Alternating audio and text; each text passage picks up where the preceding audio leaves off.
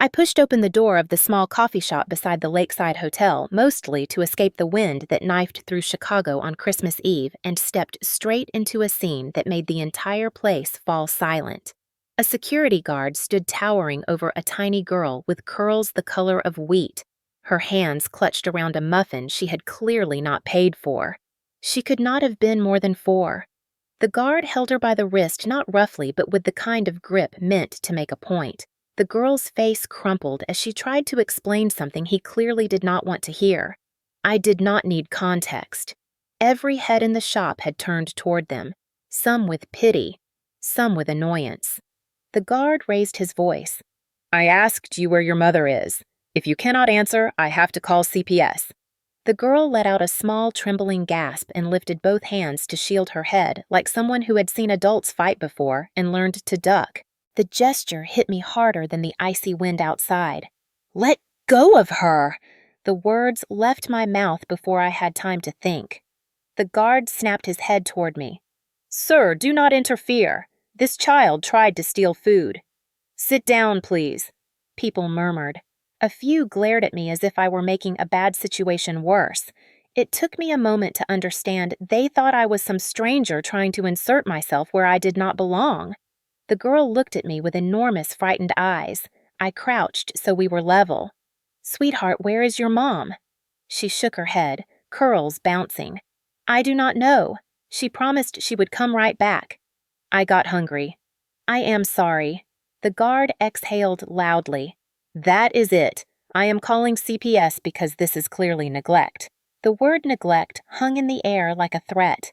The girl whimpered and thrust a crumpled slip of paper into my hands. "Mommy said if I get scared I should find someone kind. I think that is you." The innocence of it struck me so sharply I lost my breath. I smoothed open the paper. A phone number, handwritten, smudged. I dialed. Disconnected. The shop manager stepped forward, arms crossed. "Sir, unless you know this child, we need to let protocol handle this. We cannot have minors wandering in here alone and taking food. It protects everyone." I stood, keeping myself between the guard and the girl. "I am not walking away, not until we find her mother." The guard raised his brows. "You a relative?" "No." "Then stay out of it." My patience snapped. "She is 4 years old, scared out of her mind, and it is Christmas Eve. Show some humanity." Conversations stopped. People stared. And for a second I wondered if I was making a fool of myself. Before tonight, I had not spoken to a single person in hours, maybe days. I had planned to drink a cup of coffee alone, return to my silent condo, and pretend the holiday was just another date on the calendar. But something about this little girl shattered that plan. The guard looked ready to argue again until Rosie, as I would later learn her name, tugged my coat sleeve. She whispered so quietly I had to kneel again to hear her. "Mommy said she works at the hotel. She gets really tired and sometimes she falls down. But she always comes back. She always comes for me." A ripple of discomfort passed through the room. The guard loosened his grip just enough to show uncertainty. I gently took Rosie's hand. "We will go to the hotel and find her." The manager frowned. "Sir, you cannot just take her." I looked directly at him. "Would you rather she sit here waiting for CPS to put her in a car with strangers?" Rosie pressed closer to my leg. Her voice wavered. "I did not want to steal. I just wanted Mommy to have Christmas with me." The guard sighed. "Fine. 10 minutes. If the hotel cannot confirm anything, I am calling authorities." We stepped outside into the freezing air. Snow swirled under the streetlights in thin glowing ribbons. Rosie shivered but held my hand with trust that felt undeserved. As we reached the curb, she tugged at my coat again. Her voice was tiny and earnest. "Mister, you look sad. Really sad." My throat tightened. "Maybe I am." She nodded as if that answered something important. Then she said the words that shifted my night and maybe my entire life. "If you do not want to be sad on Christmas, you can come to my party, at my place." Mommy made it pretty. The wind gusted. The city lights blurred. And I knew I could not walk away from her. Not tonight. Not ever. The wind hit us the moment we stepped out of the coffee shop, slicing through the air with a sharpness that felt almost personal. Rosie clung to my hand, her tiny fingers wrapped so tightly around mine that I could feel the tremor running through her body. Snowflakes whirled in frantic circles under the streetlights, turning the Chicago sidewalk into a shifting blur of white.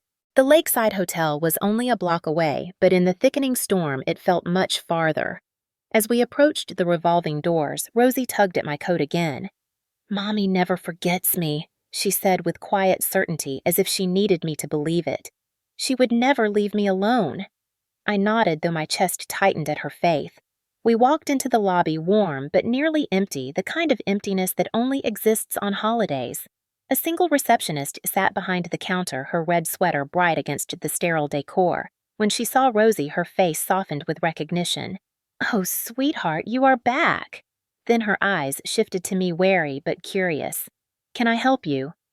I explained what happened at the cafe, how Rosie had been waiting for her mother, how no one could reach her. The receptionist's expression dimmed. Nora was supposed to clock in at 6. She missed her last 2 shifts this week. Burnout probably, she has been exhausted. Rosie looked up sharply. "Mommy is here," she promised. The receptionist hesitated, torn between honesty and gentleness. She finally said, "Let me check the cameras." She led us to a small security nook behind the desk. The monitor glowed dimly in the semi-dark. She rewound footage from the last several hours, scanning through the lobby.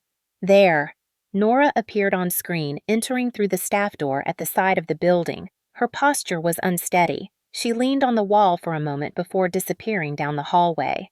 "That hallway leads to the service elevators," the receptionist murmured, but she never came back out. Another employee, a night bellman, overheard and joined us. He rubbed his forehead. "I saw her maybe an hour ago. She looked pale. Said she needed a minute. I thought she went to the staff lounge. She never came back." The room went still. Rosie pressed closer to me, her breath catching. "Mommy is okay, right?" I swallowed hard. "We will find her, I promise." We headed down the employee corridor, the fluorescent lights flickering overhead.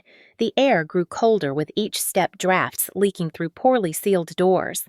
Halfway down the hallway, a housekeeping cart sat abandoned, surrounded by scattered rags and a bottle of cleaner on its side. Rosie pointed. "Mommy's cart." Her voice was barely a whisper. We checked the lounge. Empty. The break room. Empty. The staff restroom. Empty. Then we reached the back service area where a metal stairwell led down to the lower level. A gust of cold air pushed up the stairs as if the building were exhaling. I lifted Rosie into my arms before she could see the unease growing in my eyes. The lower floor was dim, lit by motion-activated bulbs that flickered inconsistently. Water dripped from somewhere in the pipes overhead, the sound echoing like a slow clock. The air felt colder than it should have been, almost like a warning. We passed by storage closets, laundry bins, and supply rooms until we reached a door marked Authorized Staff. The bellman swiped his access card. Inside was a small security station. A computer slept in the dark. He tapped the keyboard and opened the basement cameras. We watched the grainy footage. Nora entered the basement level 30 minutes earlier. She moved slowly, holding the railing. Her steps wobbled. Twice, she paused to clutch her stomach. Then, she disappeared into a hallway that led toward the hotel's industrial cold storage area. The footage ended there. No return, no sign of her coming back. Rosie whimpered into my shoulder, sensing far more than what she saw. I shifted her closer. "It is all right. We are nearly there." But even as I said it, my stomach clenched. The storm outside howled louder, rattling the steel doors at the far end of the basement. The air from the cold storage hall creeped toward us in faint, icy tendrils. Not good. The bellman looked at me, worry etched into his face. "If she is in that hallway, she might have fainted. It is freezing over there." She could not get back up. We hurried toward the cold corridor, the tiles beneath us turning slick with condensation. The temperature dropped sharply. Rosie buried her face in my neck, shivering. "Mommy never forgets me," she whispered again. Her voice was hopeful, but her tears soaked into my coat. My stride lengthened on instinct. The hallway stretched ahead of us like a tunnel carved out of ice. The emergency light flickered in slow intervals, revealing only fragments at a time. A mop lay abandoned near a wall. One glove child-sized rested beside it. My heart sank as Rosie recognized it. That is Mommy's glove. She was here. The bellman called out Nora. "Are you down here?" No response, only the wind rumbling through the vents. I felt Rosie's tiny hand reach up, gripping the collar of my coat. She did not speak.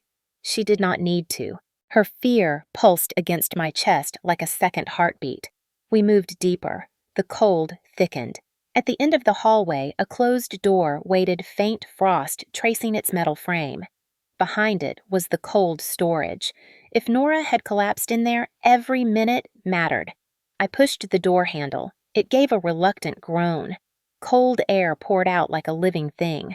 I stepped inside, shielding Rosie from the blast. The bellman turned on the overhead light. It flickered once-twice, then held. Empty shelves lined the walls. The floor was slick, but no sign of Nora. Rosie lifted her head. She wiped her nose on her sleeve and whispered, "Mommy would not leave me. She would not." I knelt so we were face to face. "We will find her, Rosie. I promise on everything I have." Outside, wind slammed against the metal siding of the building. Snow rattled like gravel. The storm was worsening by the minute. We searched every corner of the room, every shadow, every gap between shelving racks. Nothing. Until the bellman pointed toward a second door I had not noticed. The coldest air leaked from its edges. She might be in there. Rosie squeezed my neck. "Please, find her." I took a breath, bracing myself for what might be waiting behind the final door. We had not found her yet, but we were close. Very close. The second door resisted when I pushed it as if the cold behind it had frozen the hinges stiff. A heavier draft spilled out from the gap, carrying the metallic scent of chilled air and something else I could not immediately name. Rosie tightened her arms around my neck, burying her face in my coat, as if whatever lay beyond that door might reach for her. I nudged it again. This time it groaned open, the sound echoing down the narrow space like a warning. The bellman switched on the overhead light, and a pale, flickering glow filled the room. It was smaller than the first, with rows of shelving and crates pushed against the walls and a wide open aisle down the center. But what caught my eye first were the belongings scattered on the floor. Nora's belongings. A worn canvas tote with one strap partially torn. A water bottle empty. A pair of thin work gloves matched the single glove we had seen outside. A knit scarf lay half-tangled beneath a crate, looking as if it had been pulled off abruptly. Rosie saw it too. "That is Mommy's scarf." Her voice cracked in the middle of the sentence. "She uses it when she is cold at work." I knelt slowly, lowering Rosie to her feet, even though she clung to my coat as if letting go might make everything worse. I picked up the scarf. It was still faintly warm, like someone had worn it not long ago. That realization made my pulse quicken. The bellman crouched by the tote bag and rifled gently through it. Cleaning rags, a pack of tissues, a lunch container with nothing inside. He muttered something under his breath, something that sounded like a curse, but was too soft to register. "We need to check the storage walkway," he said, getting back to his feet. "That connects to the cold room. If she felt faint, she might have gone there to cool down." Rosie looked up sharply. "Mommy gets dizzy when she is too tired. She says her tummy hurts, and her head feels like bees." The words were too adult for such a little girl. They hit me like a blow. How many times had this child watched her mother push herself past the point of collapse? How many times had exhaustion been brushed aside as something normal? We searched the smaller room meticulously, though I knew the moment we started that Nora was not there. It was too quiet, too still, too empty.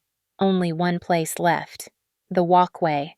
The hallway leading to the main cold storage was narrower than the rest, lit by bulbs that buzzed faintly and flickered, as if they were fighting to stay alive.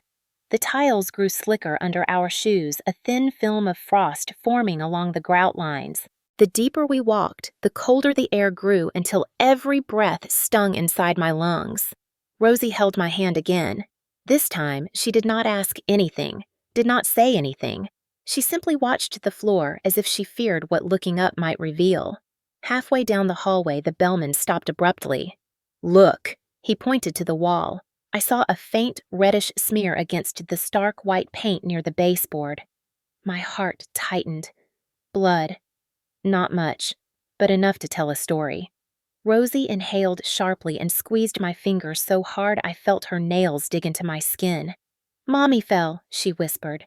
"Mommy falls when she is too tired." She tried to stand up, but her legs go sleepy. Sleepy legs. The phrase twisted something deep in my chest. I knelt and touched the smear lightly. Still tacky. Fresh. The bellman swallowed hard. She was here less than an hour ago. Maybe less. The hallway opened into a larger loading area used mainly for deliveries during daytime hours. At night, it sat empty, the concrete floor stretching wide and bare. But directly ahead, near the industrial freezer unit, something lay crumpled beside a stack of crates. A mop! I felt Rosie's hand clamp around mine as we approached. The handle was snapped in half splinters scattered across the floor. Beside it was a small puddle of melted ice mixed with streaks of cleaner fluid.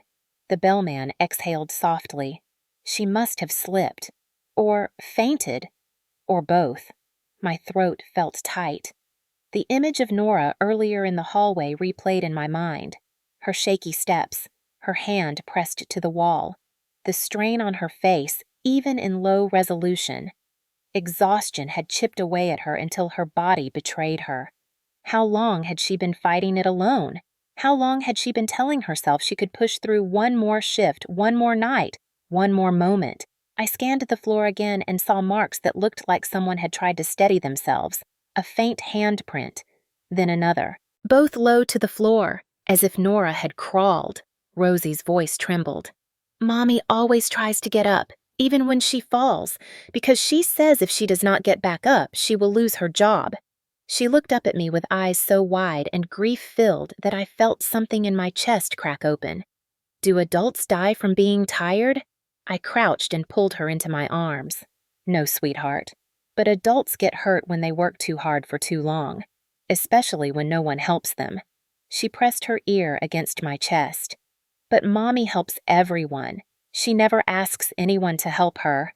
That truth hung in the icy air. Heavy. Undeniable. The bellman moved toward the industrial freezer door and pressed his hand to the metal. Cold as a tomb. He looked at me, fear flickering behind his eyes. She might be inside.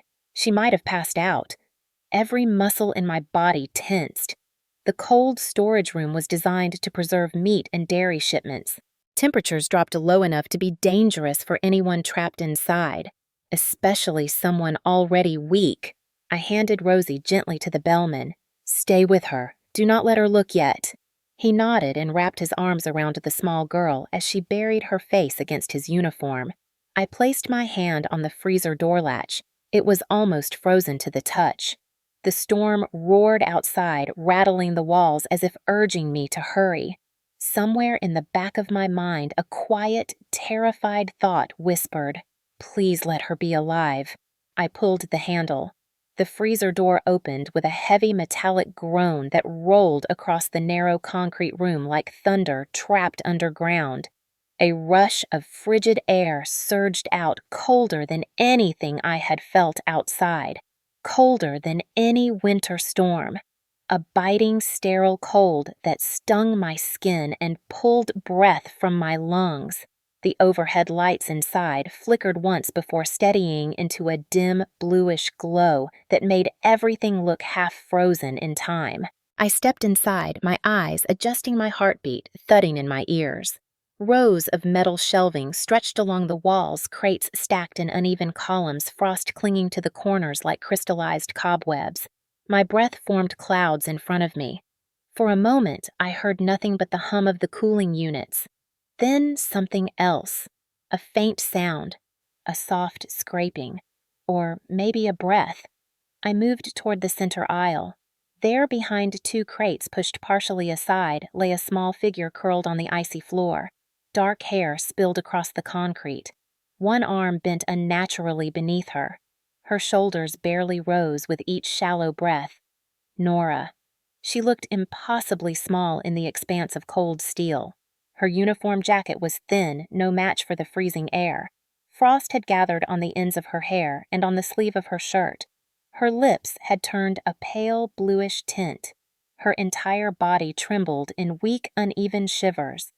I dropped to my knees, the cold punching through my pants instantly. Nora, can you hear me?" Her eyelids fluttered but did not fully open. She tried to lift her head, but it fell back against the floor as if it weighed too much. Her voice came out in a breath more than a word. "Rosie." The single name broke something inside me. She had collapsed here alone, yet even in her fading consciousness, the first thing she thought of was her daughter. I placed a hand gently against her cheek. She was ice cold, far colder than she should have been. "Nora, stay with me. I am here. We found Rosie. She is safe. I need you to stay awake." Her eyes cracked open slightly. When she saw me, her face tightened, not with relief, but fear. "No, please, do not fire me. I am sorry. I just needed a minute." Just a minute. She thought I was a manager. Or worse, someone from the corporate office. The panic in her voice was so heavy, so raw, that it startled me. "Nora, I am not here to fire you. I am here because you are hurt." But she shook her head weakly. "No. If I stop working, they will replace me. They will take hours away. I cannot lose my job. I cannot." Her voice trailed into a trembling gasp. I swallowed hard. How many times had she pushed herself beyond exhaustion out of fear? How many days had she fought to keep going because the alternative was losing the only thread holding her life together? I slid one arm beneath her shoulders and the other beneath her knees. "You cannot stay here. I am getting you out." Her body tensed in alarm. "No, please. If they see you carry me, they will think I am weak. They will think I am trouble." I shook my head. "They will think you are a human being who needs help. That is all." She tried to protest again, but her strength gave out. Her head fell against my chest, her breath shallow. I lifted her, her weight frighteningly light, almost fragile. The bellman stood just outside the freezer door with Rosie still in his arms. When Rosie saw her mother, she let out a cry that pierced straight through the cold. "Mommy!" I hurried out of the freezer, keeping Nora close. Rosie reached toward her mother, but the bellman held her gently. He whispered something soothing. Nora stirred at the sound of Rosie's voice and tried to lift her arm. It trembled violently before falling back against my chest. I carried her down the hallway urgency building with every step. The bellman ran ahead shouting for someone to call emergency services. The basement staff emerged one by one, their footsteps echoing in alarm, their expressions shifting from confusion to horror as they saw Nora's condition. Someone grabbed blankets. Someone else ran for a first aid kit. I sank to the floor with Nora still in my arms, leaning her against me so her body stayed upright. Her breathing remained shallow and irregular. I wrapped the blankets around her, but it barely made a difference. She was too cold, too weak. Rosie broke free from the bellman and dropped to her knees beside us. "Mommy, open your eyes, please." Nora forced her eyelids open just long enough to see her daughter's face. She reached out with trembling fingers and touched Rosie's cheek. "Sweet girl, Mommy is sorry." Rosie burst into tears, shaking her head frantically. "Mommy, you did not do anything wrong. You did not." Nora's lips quivered. "I just needed to finish my shift. I just needed to stay awake. They cannot take you if I work hard. They cannot take you." The implication hit me like a blow. She had been afraid of CPS long before tonight. This collapse was not new. It was the breaking point of months, maybe years, of living on the edge. Footsteps pounded down the hallway. The paramedics arrived, their voices crisp and fast. They checked Nora's pulse, her breathing, her temperature. One paramedic looked up with a grim expression. "Severe hypothermia, possible dehydration. She needs to go now." They moved quickly, lifting Nora onto the stretcher. As they strapped her in, her eyes found mine again. Not with fear this time. With something close to surrender. "Do not let them take Rosie. Please, promise me." My throat tightened. I placed my hand over hers. "They will not take her. I will not let that happen." The paramedics rushed her toward the loading dock exit. Rosie ran alongside until one of them gently guided her back. She clung to my coat again, sobbing. "Mommy always comes back. She always comes back. The ambulance doors closed, the sirens rose, and I stood there in the storm-filled night with Rosie trembling against me, realizing that nothing about my life would be the same after this moment. The back doors of the ambulance slammed shut with a hollow metallic thud that echoed across the loading dock, and before I could fully steady Rosie against my side, the sirens ignited in a piercing wail. Red and white lights strobed across the snow-swept pavement, turning the swirling flakes into a frantic, disorienting dance. The paramedic ushered us inside, guiding me to the bench while he secured Nora to the gurney. The interior was small and bright and cold, filled with the sharp scent of antiseptic and the constant beeping of monitors. Rosie clung to my coat with both fists burying her face against my chest, trembling so hard that her breaths came in uneven little hiccups. It struck me suddenly how tiny she was, how her legs dangled above the floor, how she kept trying to look at her mother but hid her eyes the moment she saw how still Nora remained. The ambulance lurched forward, tires skidding slightly on the ice before gripping again, and the paramedic braced himself as he inserted an IV line into Nora's arm. Her skin looked almost translucent in the harsh fluorescent light. Her breath fogged faintly when she exhaled. He checked her pulse and shook his head with a seriousness that made my stomach twist. Her temperature is dangerously low. We are warming her, but she is still dropping. Has she been out in the cold long? I answered quietly. She was working. She collapsed in a freezer. His eyes flicked toward me with a tight understanding. That explains the severity. As he adjusted the heated blankets around her, the ambulance hit a patch of rough snow and jolted violently. Rosie let out a small cry and clung tighter.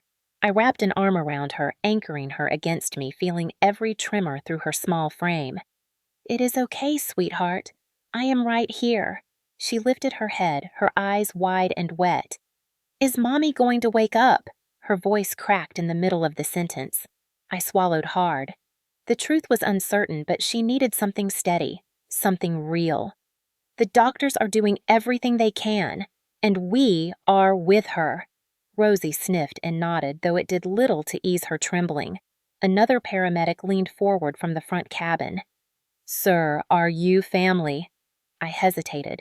Legally, no. Emotionally, after tonight, the answer felt impossibly complicated. Before I could speak, Rosie answered for me. "He is with us. He is helping Mommy." The paramedic nodded, accepting it without argument. "All right, then, stay seated and keep her close. It gets worse from here." His warning arrived just as the ambulance turned a corner into the full force of the storm. Snow slammed against the windshield with such density it looked like we were diving into a wall of white. The wipers scraped frantically. The engine groaned. For a moment, I could not see the road at all, only a swirling void. The driver cursed under his breath but kept a steady hand on the wheel.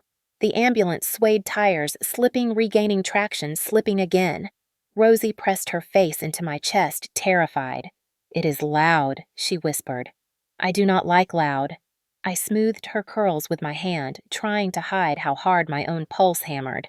"I know, but loud is not always dangerous. Sometimes it just means people are trying to help fast."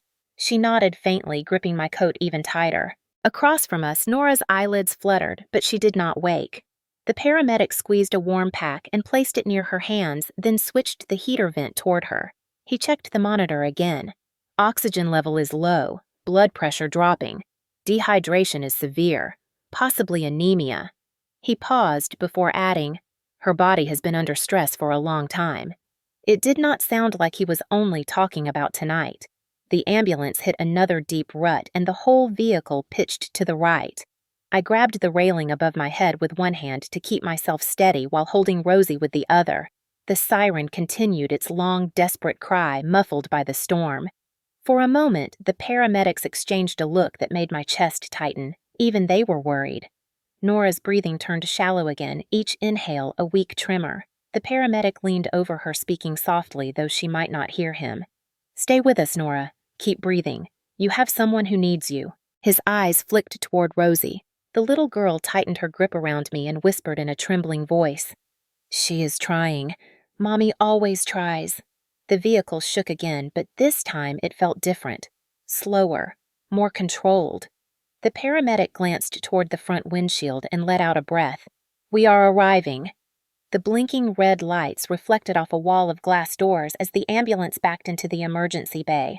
Nurses and a trauma team rushed toward us, pushing a stretcher already calling out medical orders. As the back doors swung open, the freezing air flooded the cabin again. Rosie whimpered, but I held her close and stepped out behind the team as they rushed Nora inside. Rosie reached out her small hand toward her mother as they wheeled her through the sliding doors. "Mommy. Mommy, wait." Nora did not respond. She did not even stir. The trauma team disappeared down the hallway with her, the doors swallowing her and their voices in an instant. Rosie looked up at me, her face streaked with tears. "Are they going to take her away forever?" I knelt down to meet her eyes. "No, they took her to help her, and I am not leaving. Not until she is safe. Not ever if you need me." She nodded slowly as if absorbing each word with fragile hope. Behind us, the storm continued to howl, but inside, the hospital lights burned steady and warm. I lifted Rosie in my arms, her head resting against my shoulder, and stepped forward into the unknown, knowing that whatever waited next, I was already in far deeper than I ever expected. The hospital hallway swallowed us in a wash of soft yellow lights and sharp disinfectant as the trauma team disappeared behind double doors, with Nora leaving Rosie and me standing in a quiet space that suddenly felt too big for both of us. People rushed past with charts and stretchers, the kind of purposeful chaos that told me Nora was not the only one fighting something tonight. Rosie clung to my shirt with one hand and her small teddy bear with the other, her eyes fixed on the doors where her mother vanished. I guided her to a row of plastic chairs that looked as cold as they felt and sat down with her in my lap as she tried to steady her breathing. The clock above us ticked with a slow, cruel rhythm. After several minutes, a nurse approached, her expression warm but professional. She knelt so she could be eye level with Rosie. "Sweetheart, your mommy is getting help right now. She is very sick, but she is in the best hands." Rosie nodded, but her chin trembled. "When can I see her?" The nurse hesitated before answering. "Not yet. Maybe in a little while." Then her eyes shifted to me. "And you are—" I opened my mouth, but again Rosie answered first. "He is with us. He helped Mommy."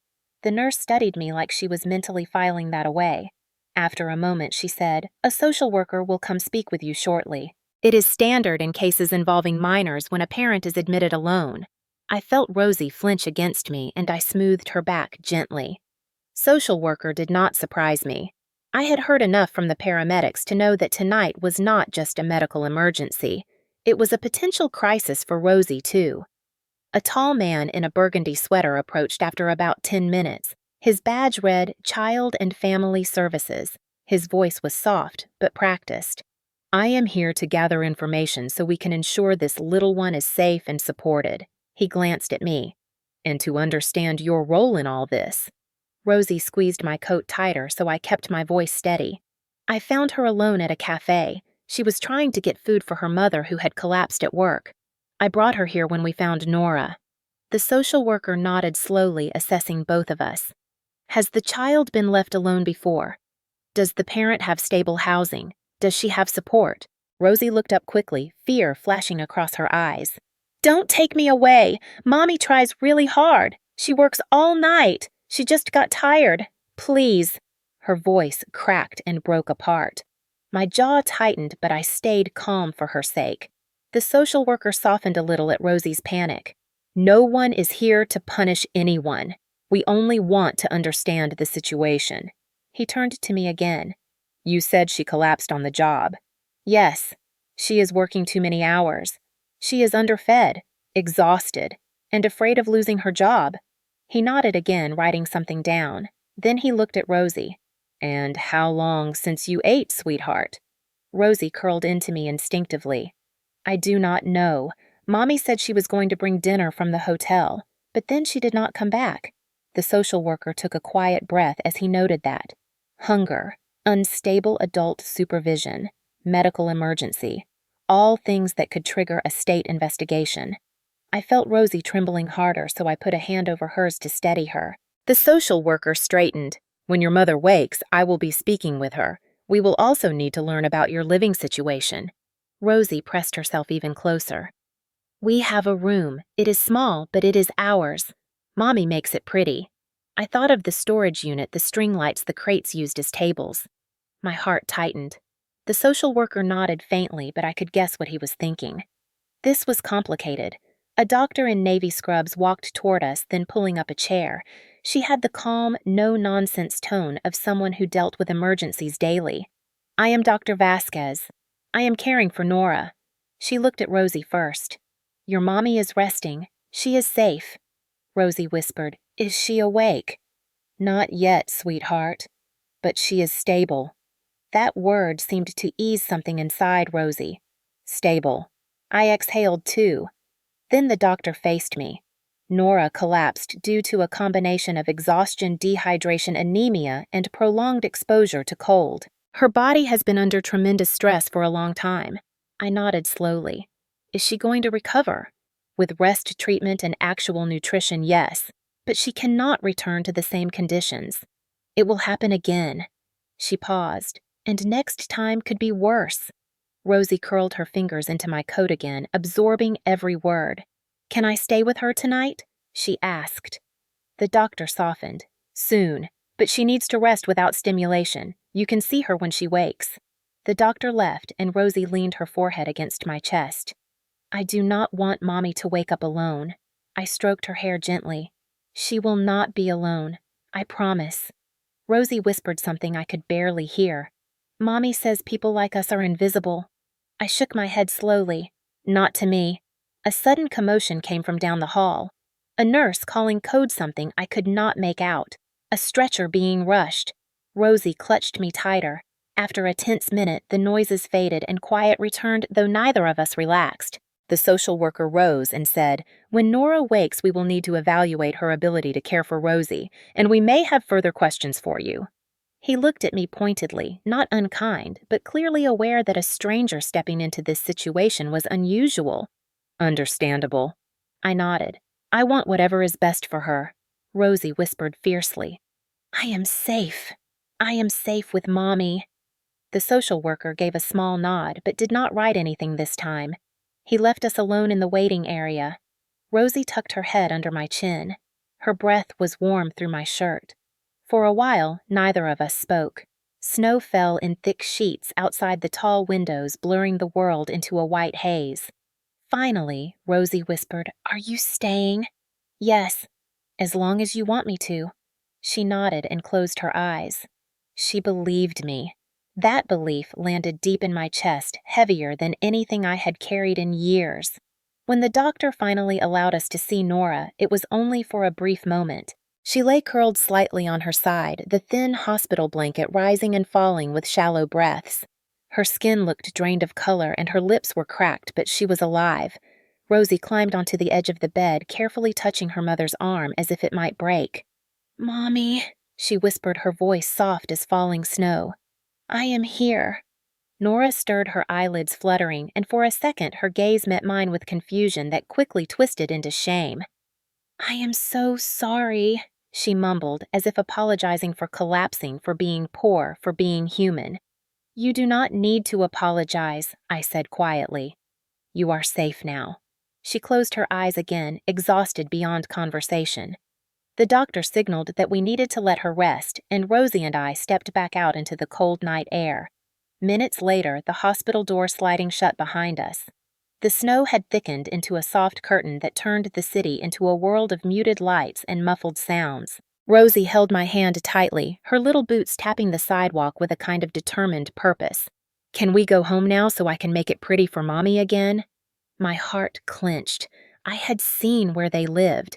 A storage unit meant for boxes, not a 4-year-old child and her mother. But Rosie did not see it that way. To her, it was a kingdom. Yes, I told her gently. Show me.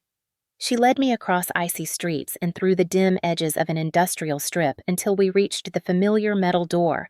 The security light flickered overhead, dying every few seconds before buzzing back to life weakly. Rosie bounced on her toes while I helped her unlock the padlock she could barely reach. The moment the door slid up, cold air spilled out, but Rosie darted in as if it were warm, as if it welcomed her back. Inside, the small heater she had left earlier had already shut off, leaving the room chilled. Still, she rushed toward a box on the left side, pulling out a tangled string of mismatched Christmas lights. Mommy found these in the lost and found. She said lights make even small spaces happy. She plugged them into an old power strip, and the bulbs flickered uncertainly before glowing in a crooked line across the wall. The storage unit was cramped, nothing more than a narrow strip of concrete with blankets layered over crates to make something that resembled a bed. A plastic crate served as a table, topped with 2 empty cups, a napkin, and a single sticker Rosie had proudly placed there. Rosie rummaged through another box. I saved my cookie from earlier. Mommy did not want me to eat it until dinner, but we did not have dinner, so that means I can share it with her now. She held up the cookie triumphantly broken in half from being carried around all day. Her smile was wide and pure. This is our Christmas party. Mommy made it pretty. That word again. Pretty. I looked around. The walls were bare metal. The air smelled faintly of damp cardboard. It was far too cold for a child.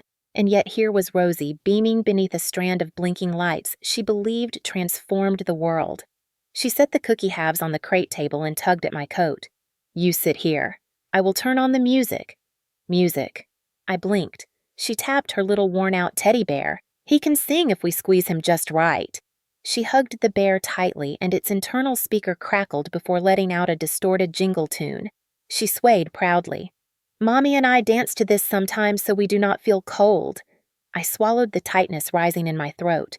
Seeing a child choose joy inside a space meant for forgotten things was almost too much to take in. But Rosie was already pulling at my sleeve with a kind of unbreakable excitement. Sit, Mr. Evan. You are the guest. I sat beside her on a crate, the concrete floor cold through my shoes, the lights throwing uneven colors across her face. She unwrapped another crumpled napkin and placed it on the crate like it was a fine table setting. Mommy usually does it better, she said, her voice dipping briefly. I am not as good. You are doing wonderfully, I told her. Her smile returned instantly. She sat down cross-legged and opened her hands. This is the party. It is not about big things. It is about being together. She said the words slowly, carefully, like she was repeating something her mother had once said to her. The string lights flickered again, and for a second the room dimmed, taking her face into shadow. When they blinked back on, she was watching me with an expression both hopeful and fragile. Are you still sad? Her question came so softly that it felt like it drifted through the cold air before reaching me. I thought for a moment before answering. No, Rosie, not right now. She nodded, satisfied. She picked up the cookie, broke it into 2 smaller pieces with tiny, careful hands, and held one out to me. This is the good part, she announced. I took it gently. Thank you. She grinned. Then she leaned closer. When Mommy wakes up, she will be happy we had the party. She likes when people are kind. I looked around again at the small space she called home, at the lights she believed made everything better. And for the first time since meeting her, I understood something clearly. This was not a child waiting to be rescued. This was a child still trying to rescue her world with whatever she had left. My throat tightened as she lifted her teddy bear again, pressing its broken speaker so it would sing its scratchy jingle once more. Rosie swayed to the faint tune, cookie crumbs in her lap, eyes glowing with hope. I promised her quietly, more to myself than to her. Your mother will never wake up alone again. The words settled into the cold air like a vow. The storage unit had grown warmer only in spirit, not in temperature. The little string of mismatched lights blinked in soft, uneven colors that painted Rosie's face with hope, while Christmas music crackled from the teddy bear's worn speaker. But outside, the storm continued without mercy. Snow hammered the metal roof in hard, rhythmic bursts, and the wind whistled through the narrow gap beneath the door like a warning. I watched Rosie tap her heels happily against the concrete floor as she arranged her half-cookie on a napkin. For a moment, the place felt untouched by the world outside. Then a loud clang echoed from somewhere down the row of storage units. Rosie froze mid-bounce. I stood slowly listening. Footsteps, several of them, heavy, uneven, and accompanied by bursts of drunken laughter that bounced off the metal doors like it was all part of some twisted holiday game. Rosie's eyes widened and she crawled backward until she hit the blanket-covered crate that served as her bed. "Is it Mommy?" she whispered. No, I knew that instantly. I stepped toward the entrance and lowered the storage door until only a sliver of cold air remained enough for me to see out, but not enough for anyone else to see in. 3 figures stumbled into view beneath the dim, flickering security light.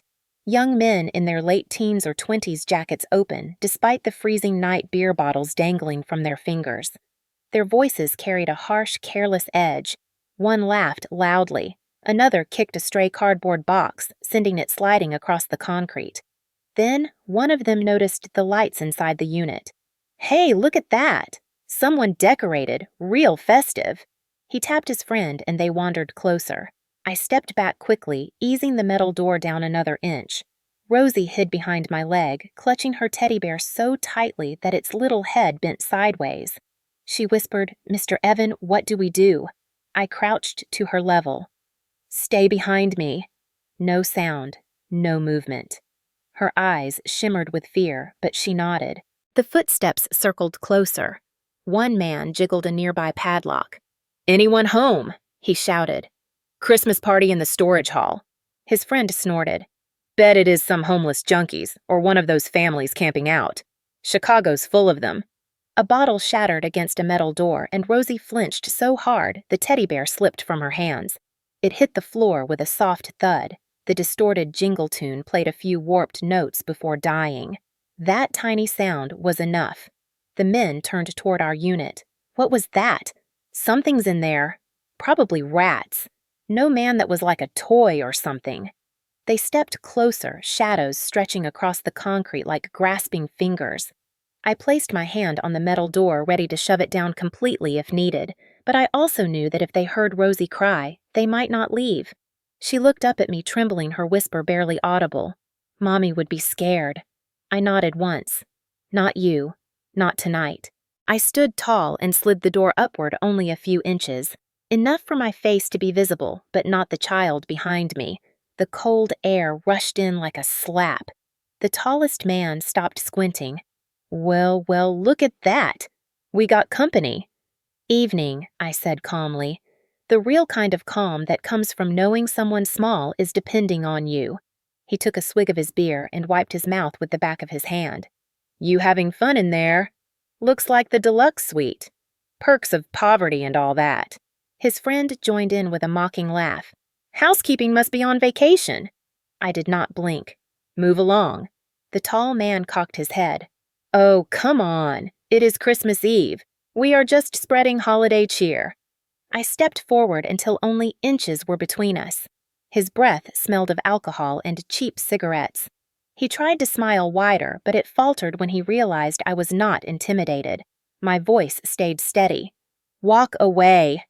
Something in the way I said it made the third guy pull back slightly. The tall one tried to hold his ground, but his eyes flicked toward my expression. He must have seen something there. Something solid. Something that would not break. Or maybe he saw the absolute refusal in me, the quiet warning that if he crossed this line, he would regret it. After a long moment, he scoffed. "Whatever, man. Enjoy the luxury suite." They stumbled off laughing again, but with less confidence than before. Their voices faded down the hallway until only the storm outside remained. I lowered the door fully and secured the lock. Rosie stood rigid, her arms wrapped around herself. When I turned to her, she burst into tears running straight into my chest. I caught her easily and lifted her up, holding her tight as her small body shook. "They were mean," she sobbed. "They were going to hurt us." I rested my chin gently on her hair. "Not while I am here. I promise you." She pulled back just enough to look at me. "Mommy would have been scared." "I know, but you are safe." She nodded and wiped her tears with the back of her hand. Then she bent down to pick up her teddy bear, brushing dust off its worn fur. The little speaker crackled again, singing a weak fragment of Jingle Bells. Rosie smiled faintly. "He still works." That smile, even small and tired, carried more courage than most people I had ever known. I sat on the crate with her in my lap, letting the storm rage outside, while the tiny storage unit glowed with soft blinking lights. The threat had passed, but the weight of it lingered. Rosie leaned her head on my shoulder, her voice barely a whisper. Mommy says darkness is just a place waiting for light. I looked at the single string of mismatched bulbs. Maybe it was true. Maybe tonight I was meant to be part of that light. Rosie had finally drifted into sleep against my chest. Her small fingers curled in the fabric of my coat, the faint rise and fall of her breathing settling into a fragile rhythm. I lifted her carefully and laid her on the layered blankets that served as her bed, pulling another thin throw over her legs. The storage unit was quiet now except for the crackle of the old heater and the faint buzz of the mismatched Christmas lights. For a moment, I let myself watch her sleep, her face soft, innocent, untouched by the weight of the world that had already pressed too hard on her tiny shoulders. I turned to adjust the heater and accidentally brushed the side of my coat. Something slipped out and landed on the concrete floor with a dull thud. A business card. My business card. I froze. Before I could reach it, a hand reached past me and picked it up. It was Nora. She stood at the doorway, pale, exhausted, still in her hospital gown under a borrowed coat, her hair matted slightly from the pillow. She must have walked from the hospital on unsteady legs, following the trail only Rosie would have understood. Her eyes flicked down to the card, then up at me, widening with disbelief. No, not disbelief. Shock. Fear. Betrayal. Her voice cracked as she read the embossed letters out loud. Evan Cole, CEO, Coltech. She looked at me as if I had been a stranger the whole time, as if everything she thought she understood about the last hours had rearranged itself into something terrifying. Why did you not tell me? Her voice was thin but sharp. I opened my mouth, but nothing coherent came out. She held the card like it was evidence of a crime. Why were you with my daughter tonight? Why did you bring her to me? What do you want? The questions came out ragged, each one carrying more fear than anger. She stared around the storage unit, her gaze landing on the lights, the crates, the blankets folded neatly in the corner. Everything about her posture said she felt exposed, defenseless, humiliated. I stepped toward her slowly. Nora, I did not hide anything to deceive you. I just wanted to help. Help. The word splintered on her tongue. I do not need charity. I do not want your guilt.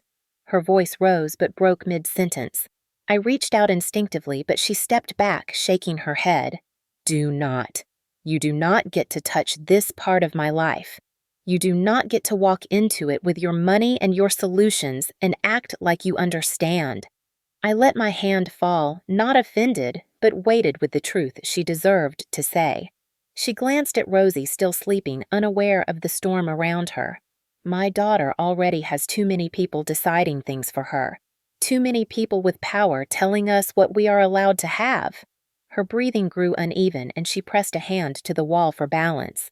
You do not know what it is like to work until your body fails just so your child can eat. You do not know what it is like to choose between rent and heat. You do not know what it is like to lose everything and still smile so your daughter does not think the world is cruel.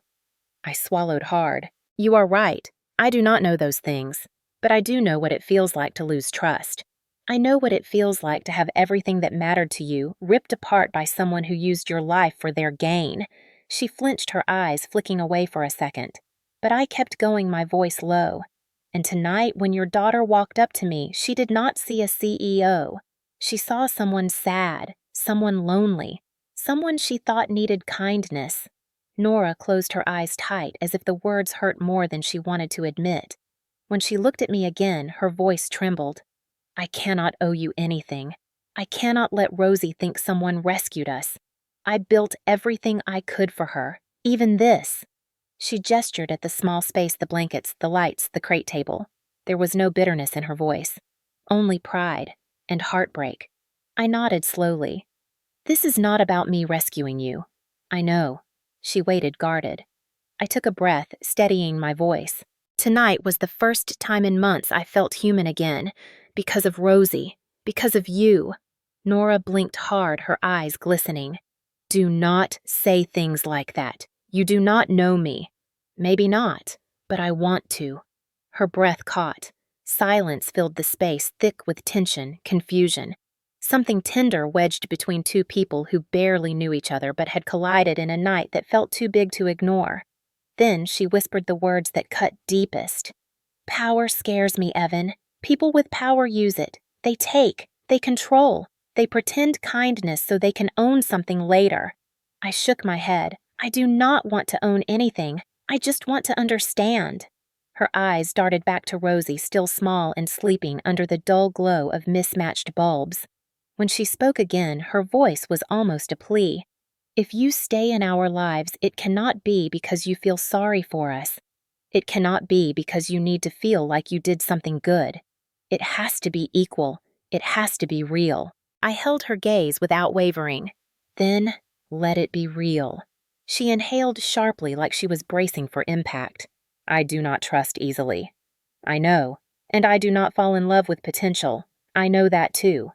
I stepped closer slow enough she could step back if she needed to. And I am not asking you for anything, not even trust, just time. She stared at me for a long moment, the kind of stare that measures a person down to the bone. Finally, her shoulders dropped by a fraction. Just time. She echoed the words like she was testing them. She glanced once more at her daughter and whispered, I can give that. The tension eased between us, not disappearing but softening into something possible. Her eyes met mine again. Nora swayed slightly where she stood, one hand braced on the cold metal wall, while the other clutched the thin hospital coat closed at her chest. The storm rattled against the storage unit roof as if urging her back to the warmth she had abandoned just to make sure Rosie was safe. I moved to steady her but stopped when her eyes warned me not to cross that invisible line. She was still fragile, but her pride held her upright. You should not be out of the hospital, I said quietly. You should be resting. She let out a shaky breath. They were going to keep me overnight for observation, but I woke up terrified because Rosie was not next to me. I thought maybe CPS had taken her. She pressed the back of her hand to her forehead. I ran without thinking. My chest tightened. You will not lose her, not if I can help it. She looked away, refusing to let herself believe me. Even now, trust was a fragile thing between us. I glanced around at the storage unit, seeing it now not through Rosie's magic, but through Nora's exhaustion. The cold, the thin blankets, the small heater that barely warmed a square foot. This is not safe for you or Rosie, I said gently. Nora stiffened. Do not talk about my home like that. It is what I can afford right now. I am not here to judge you. You think I do not know what judgment feels like. Every time someone sees me in the hotel uniform, they look right through me. She swallowed, her voice growing thinner. Every day I work until I cannot stand anymore because that is the only way to keep Rosie fed. I lowered my voice. I am not judging. I am worried. She shook her head. I do not want your charity. I want dignity. I nodded. Then let us find a way where dignity stays intact. She folded her arms protectively. I cannot take money from you. I never asked you to. I reached into my coat again slowly, carefully, as if moving too fast would break the tenuous truce between us. This time, I did not pull out a business card. I pulled out a thin blue folder. She eyed it warily. What is that? A program my company funds. She frowned. Your company. Yes. A transitional housing program, designed for single parents in crisis. It is not a gift from me. It is not charity. It is a contract. And it is already funded by a foundation that has nothing to do with my personal finances. She hesitated. Transitional housing, you mean shelters? No, real apartments, with heat, with security, with stability. She exhaled sharply, uncertainty clouding her face. And what do I owe for this? Nothing more than what anyone else in the program owes. Proof you are working or in job training, regular check-ins. It is not a handout. It is a path. I opened the folder and handed it to her. She held it with trembling fingers, flipping through the pages slowly. Her eyes widened when she saw the pictures of the apartments. Small but clean, warm, safe, a real kitchen, a real bed, a real life. Then she reached the final page and froze. This one. Her voice was thin. This address. I nodded. It is available now. She looked up sharply. You picked it out. No. I shook my head. The foundation picked it out 2 years ago. For my mother. Nora blinked. Your mother. She died before she could move in. The unit has been empty since. She stared at the page again, her eyes tracing every detail. This is too much. It is just a place to stay, Nora. Not forever. Not free. Not owed to me. The foundation would be your landlord, not me. Her throat worked around a swallow. And you. I will not be part of the contract, not even as a reference, I promise. She searched my face for hidden intention, for strings, for any sign that the world might be playing another trick on her. When she found none, her eyes softened just a fraction. Rosie stirred on the blankets, letting out a small sigh as the string lights flickered above her. Nora's attention snapped toward her daughter. She brushed a hand over Rosie's forehead, her voice breaking. My little girl deserves warmth. She deserves walls that do not leak cold air. She deserves her own bed. She whispered the last words like a confession. Then she straightened and looked at me again. If I take this, it is not because of you. It is because she deserves better. I nodded. That is exactly why I want you to take it. No strings. No debt. Just a chance. She clutched the folder to her chest. And if we ever build anything more than this, it has to be equal. I nodded again. Equal. She drew a slow breath, letting that sink in. Finally, she whispered, I will sign it. You can meet with the foundation coordinator tomorrow. They will handle everything.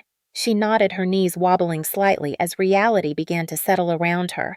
Exhaustion claimed her again and she swayed. This time she did not stop me when I stepped forward to steady her arm. She whispered, I hate feeling weak. You are not weak. You just need rest. She glanced toward the blankets where Rosie slept peacefully, oblivious to all the fear and hope tangled in the air. Then she looked back at me. Thank you. I shook my head. Do not thank me. Thank her. She did all of this. Nora followed my gaze to her daughter, and a soft tremor ran through her expression, as if she was seeing her world broken and fragile, piecing itself back together in a way she never expected. I helped her settle beside Rosie and wrapped both of them in the warmest blanket available. When she lay down, she looked up at me with tired eyes. You will be here when we wake up. I nodded once steady. Yes. She closed her eyes, surrendering finally to rest. The storm outside continued its relentless beating, but inside the small storage unit for the first time, the cold felt like it was losing. Morning crept into the city slowly, its pale winter light slipping across the skyline and spilling down into the industrial blocks where the storage units sat lined in neat metallic rows. When I stepped outside to breathe air that was not stale with cold concrete, the sky glowed a muted gold that softened the harsh edges of the world. My hands were numb, my feet stiff from the hours I had spent awake watching over Nora and Rosie as they slept curled together under every blanket we could gather. The storm had eased by dawn, leaving snow piled high along the paths and rooftops. Its silence giving the morning a strange new stillness. I slipped back inside, quietly. Rosie was the first to stir, rubbing sleepy circles with her fists before stretching toward the blinking lights still hung along the wall. Her voice drifted out in a tiny whisper. Mr. Evan, are we still having Christmas? I smiled as I knelt beside her. You have been having Christmas all night. She gave a sleepy grin, then glanced at her mother, who was still asleep. Her smile softened. Mommy looks warmer. Can she have a warm home now? Yes, Rosie, she can. Today we start fresh. A soft voice answered from behind us.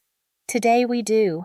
Nora pushed herself up slowly, her hospital gown hidden beneath the oversized coat she had worn out into the snow. Her eyes were clearer now, though still rimmed with exhaustion. She met my gaze, and something unspoken passed between us. Gratitude, fear, hope, all woven into something fragile but undeniable. She reached for Rosie, pulling her into her lap. I hope you did not carry us through the night, she murmured. I shook my head. Just kept watch. She brushed a hand through Rosie's hair. Time to get ready. We have a meeting with the foundation, right? Yes, they will walk you through the program. Nora hesitated. And you? I will walk alongside until the paperwork begins, but after that, it is your journey, your space. I meant every word. I did not want my presence mistaken for ownership. As they gathered their things into two small bags, I realized how little they had. A teddy bear, a faded blanket, a few shirts and tiny socks, a stack of drawings Rosie had made on scrap paper. That was their life in a handful of belongings. When we stepped outside, the morning cold wrapped around us immediately. Rosie tiptoed through the snow, each step creating a perfect little footprint. She reached up for my hand without hesitation, and I felt her tiny fingers slip into mine as naturally as breathing. Nora walked beside us, leaning subtly into me when her legs wobbled, though she pretended not to. At the foundation office, a warm lobby decorated with modest holiday wreaths greeted us. A woman with a gentle voice led Nora through paperwork, while Rosie and I sat together flipping through a children's book about snowmen. Nora's voice floated to us in quiet murmurs as she answered questions. Employment history, medical needs, income, child care requirements. She carried herself with a mix of humility and unshakable resolve, the kind born from being pushed against the world too many times and refusing to break. Finally, the coordinator smiled. Everything qualifies. You are approved. Nora's breath left her in a soft exhale, as if she had been holding it for days. Rosie looked up at me confused. What does approved mean? It means you get a warm home now, sweetheart. Rosie gasped and ran to her mother. We get walls, we get a door that locks, we get a bed for Mommy, and a kitchen, and lights that stay on all night.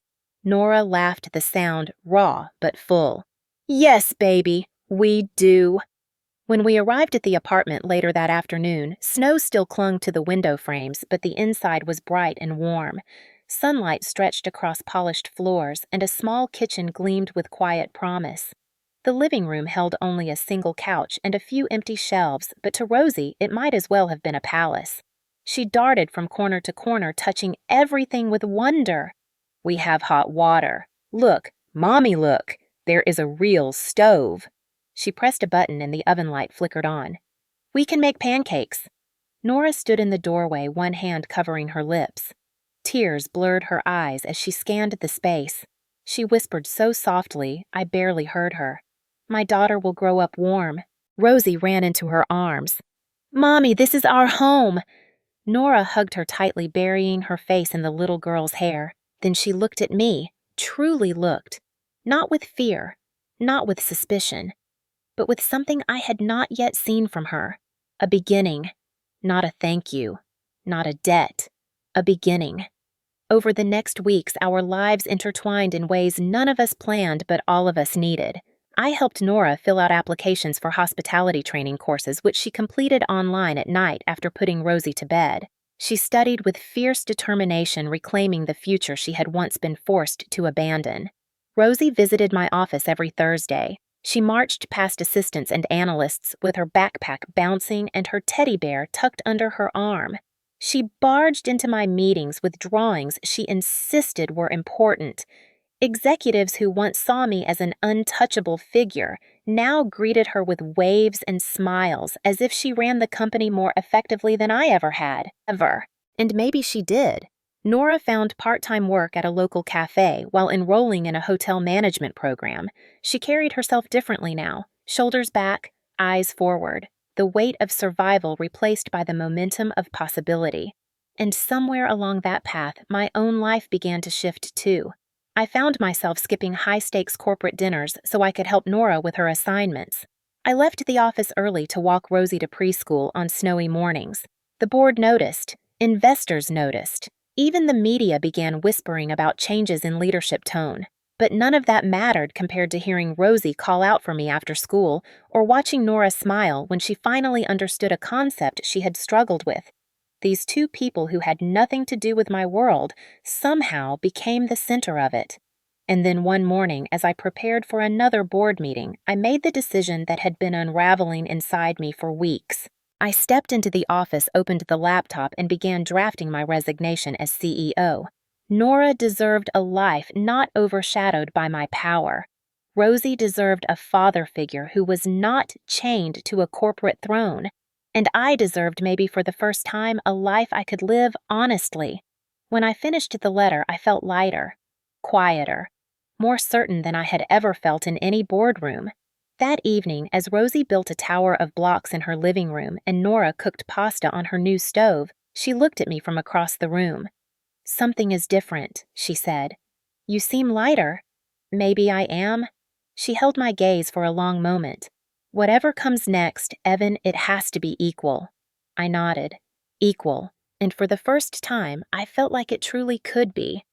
Christmas Eve returned to Chicago with a quiet kind of beauty, the kind that softened the harsh lines of the city and turned every streetlight into a warm golden halo floating in the drifting snow. A year earlier, I had sat alone on this same night wrapped in a silence that felt heavier than the winter air.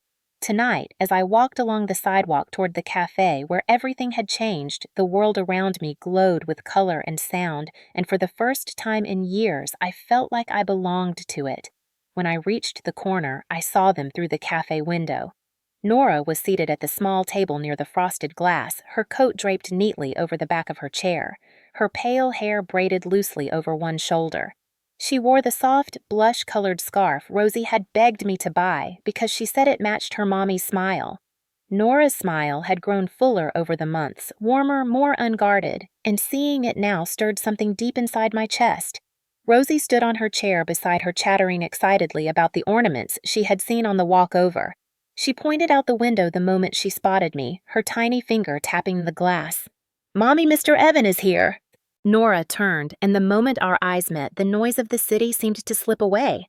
I stepped inside, greeted by a rush of warmth and the comforting scent of cinnamon and coffee. When I reached the table, Rosie leaped into my arms with the same uninhibited joy she brought into every room she entered. "You are late," she announced proudly. "We saved you a cookie, but I ate half 'cause you took too long." I laughed and kissed the top of her head. "That seems fair." Nora stood brushing a stray curl from Rosie's forehead. "You look cold," she said quietly. "Sit." I slid into the chair beside her, our shoulders brushing lightly. It was such a small touch, but even now it made something inside me settle. We ordered cocoa for Rosie, coffee for Nora, tea for me. Outside, snowflakes fell lazily against the window, drifting across the street like tiny sparks of light. Rosie pressed her palms to the glass. "This is the same place where I met you," she said. "You were sitting alone." I glanced at Nora. "And she saved me," I replied softly. Rosie beamed. "Mommy saves everybody." Nora flushed. "That is not true." But I could see she liked hearing it. The server arrived with a small plate in her hands. "Your order," she said.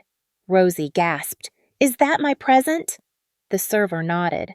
A moment later, Rosie placed a wrapped rectangle into my lap. "Open it." I looked at Nora, who smiled and nodded. I peeled the paper back to reveal a drawing done in thick crayon lines. 3 stick figures stood together in front of a yellow door. The tallest had a big red heart on his chest. The one beside him had long hair and a blue dress, and the smallest wore a round hat and held a teddy bear. Above them, spelled imperfectly but bravely, were the words, "My family." My throat tightened. I looked at Rosie. "Is this us?" She nodded with all the confidence of a child who believes in the truth of what she draws. "Of course it is. You live with us now." Before I could answer, she added thoughtfully, "Well, not in our house, not in our, but in our hearts." Heat rose in my chest, the kind that had nothing to do with the tea in my hands. Nora watched me with an expression I could not quite decipher. Hope, fear, love. It all lived in her eyes. I looked down at the drawing again. "I think this is the best gift I have ever received." Rosie grinned and scrambled down from her chair. "I have to show the tree." She raced to the small Christmas tree in the corner of the cafe, leaving us alone. Nora folded her hands on the table, her fingers trembling just enough for me to notice.